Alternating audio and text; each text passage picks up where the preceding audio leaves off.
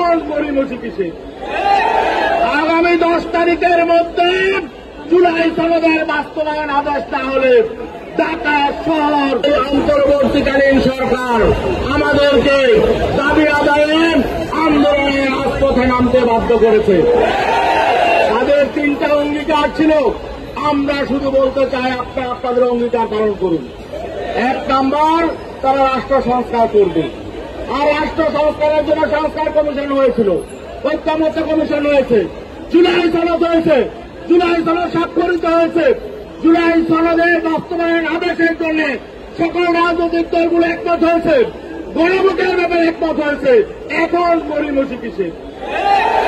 আগামী 10 তারিখের মধ্যে জুলাই সনদের বাস্তবায়ন আদেশ না হলে ঢাকা শহর আমরা লোকারণ্য করে সমাবেশ করবো ইনশাআল্লাহ।